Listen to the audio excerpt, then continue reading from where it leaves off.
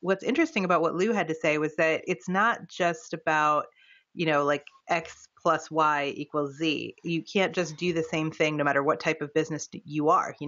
Every customer segment is a little bit different. Every business is a little bit different. So you can't have a formula about how to build a relationship. It's like you have to just be prepared to go the extra mile for your customers and know what it is that, or anticipate what it is that certain segments need, and really genuinely express, I think, empathy and interest in helping them get the most out of your product or service. Like, it's just, it's a lot more human, and it's much more of an art than a science sometimes. Sure, there's data behind how often those people renew because you put in the extra effort. Like, there's that. But can you draw a straight line between, opening after hours so that somebody can get their work done because they're on a deadline, and extra revenue through renewal? Like, that would be difficult, but the relationship is there nonetheless, you know? So that's what was interesting about Lou. He works a lot now.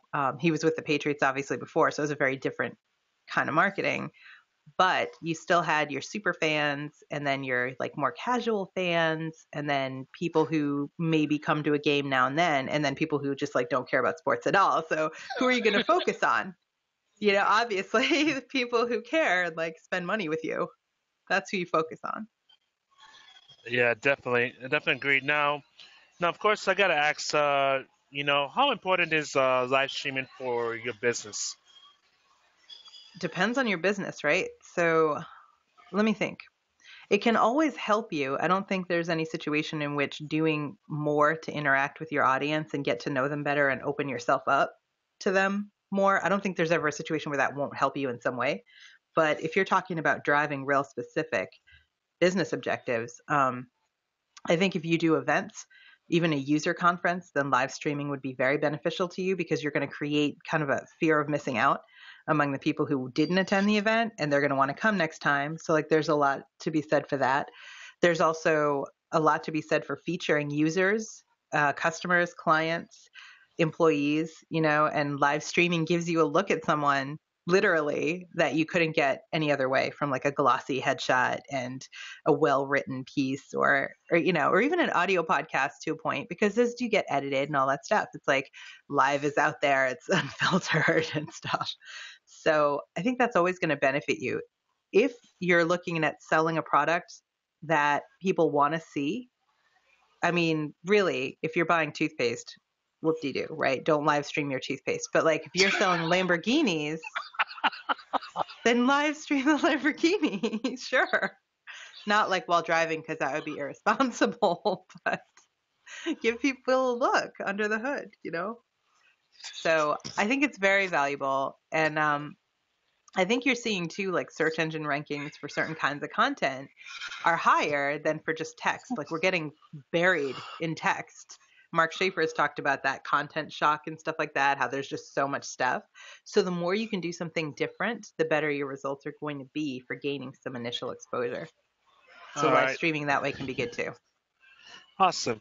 Now, of course, you're a podcaster. So, question is, why did you choose to do podcasting? And should anyone choose podcasting?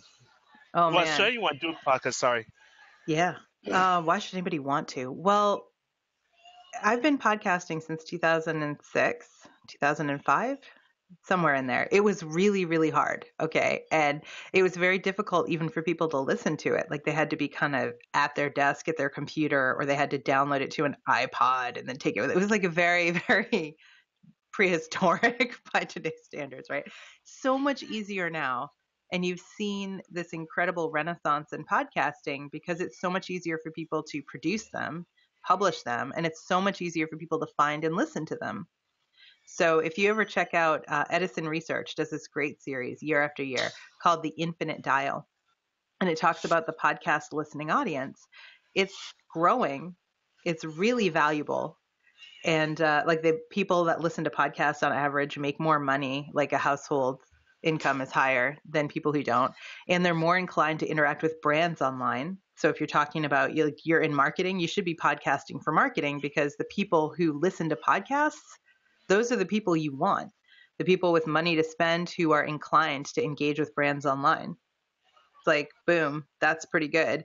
And just the sheer volume of people, it's better than a lot of other marketing channels we invest a lot in and don't think twice about.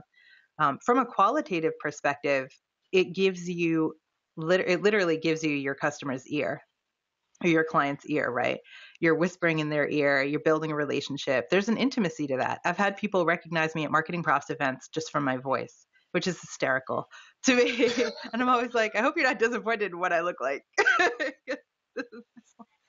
But no, so that it's you recognize someone's voice the second you pick up the phone, right? You know their voice out of hundreds of other people talking at once. So there's something very personal about it as well.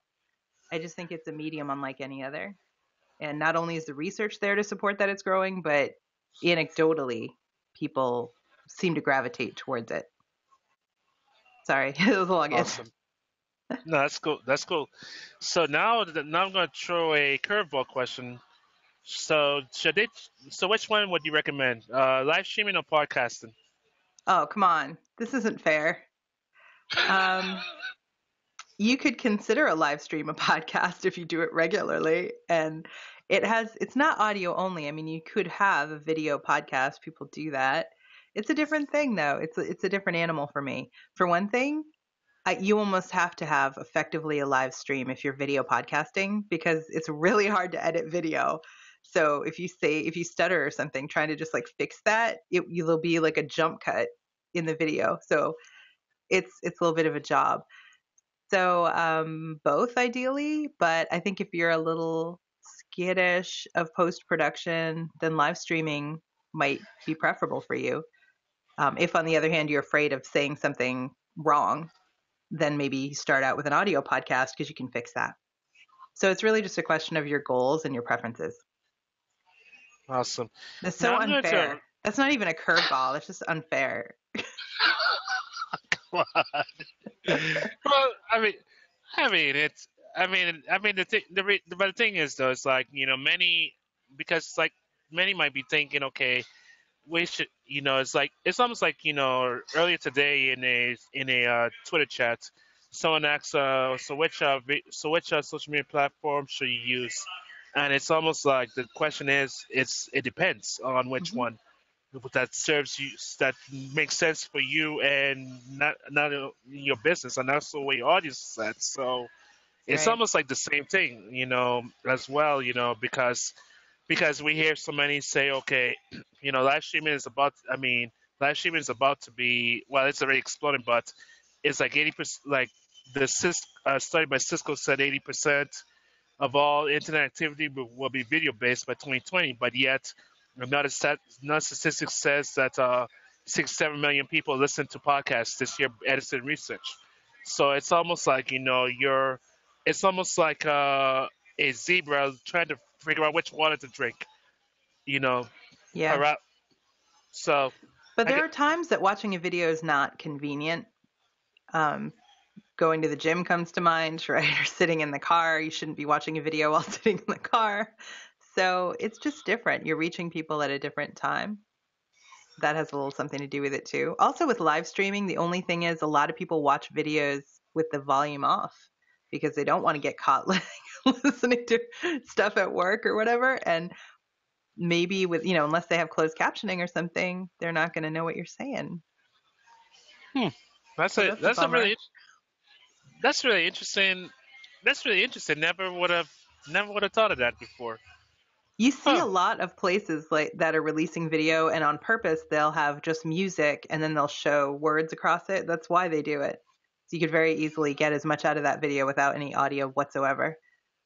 So it's Hmm. something to consider. Wow. Okay.